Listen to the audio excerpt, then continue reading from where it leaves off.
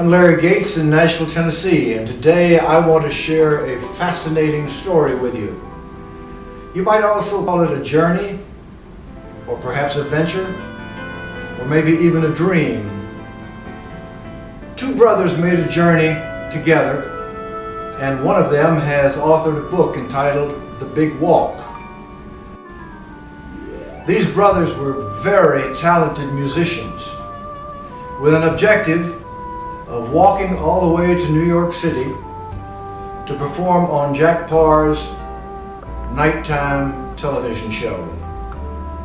One of the brothers had performed earlier on the Ed Sullivan Show. Now representing the 2nd Army, Private Roger Balph from Lexington, Ohio, and here he is, clarinetist.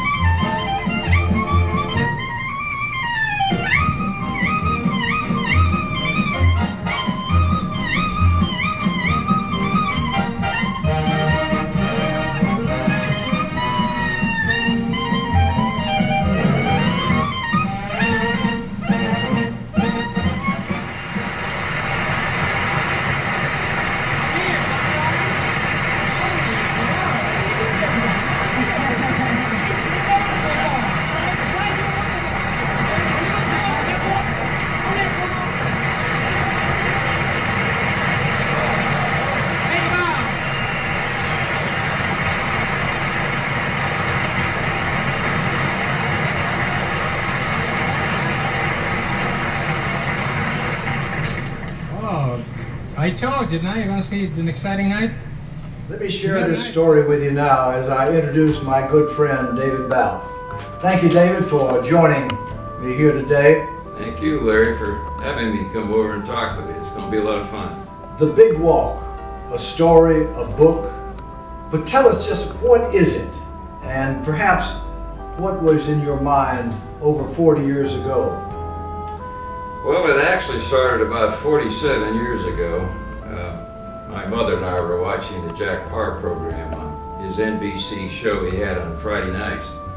My brother was working with another group at the time, and we were kind of struggling in Los Angeles trying to keep the band going that we had. And my mother made this crazy comment at the end of the Jack Paar program. She said, "If you two boys walked in New York City, I'll bet Jack Paar would put you on his show."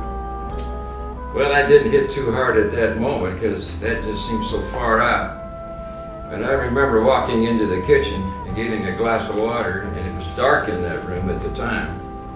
And all of a sudden a vision came right across my forehead of the two of us pushing a cart right down the center of Los Angeles on the way to New York City.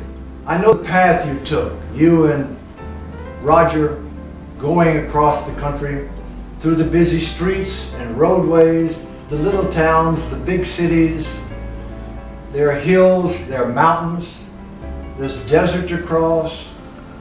All of a sudden, the cold and the heat that you experienced on this trip, how in the world do you survive in those conditions? Well, we learned as we went, which was something I wish we could have known before we left, because we had to figure things out how to survive. We became very good Boy Scouts. And we slept out as cold as 10 below zero. And the dog, which you'll see pictures of in this interview, came right inside the tent and went down my back in the sleeping bag. She was freezing to death too.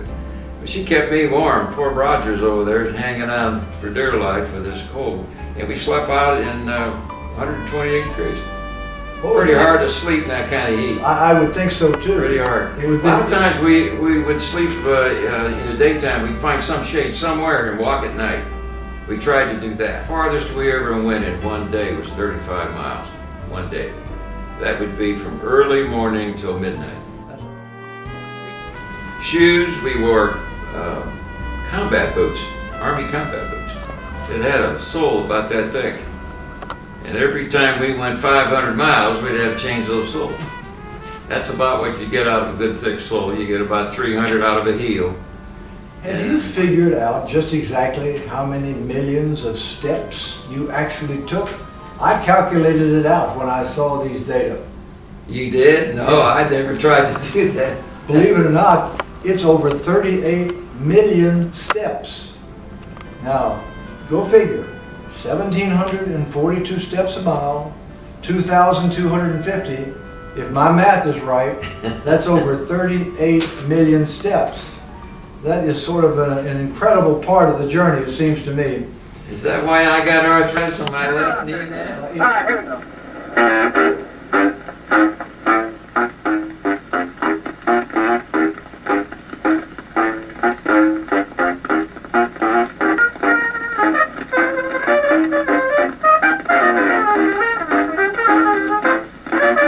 What was that most amazing thing that happened on this trip to you? Well, Larry, I'm glad you asked that question. I was hoping that was going to come up. Both of us had a lot of faith in God in order to make it across the country.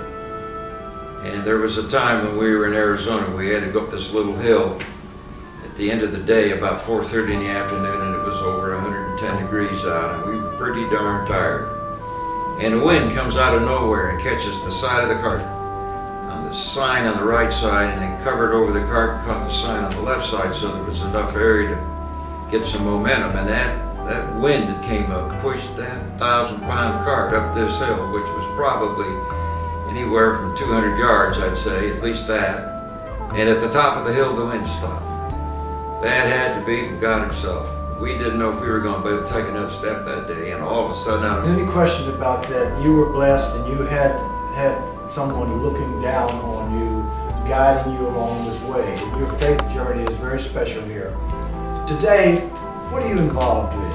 What are you involved in? Because you're still a magnificent musician even today. Well, I still perform. I'm 70 years old. I play trumpet and flugelhorn, and soon to go back on. David, how do you get a copy of this book and this CD? Well, right now there's two ways. You can get it on Amazon.com, or you can contact me personally through my website, which is www.davidbalph.com. It's very easy to remember my website. The book is up on the website. Well, let me conclude this by saying thank you once again. And ladies and gentlemen, you have just met a very interesting, very talented musician, one of two brothers who made a remarkable journey and ended up in Music City, USA, and we in Nashville are glad that they're here.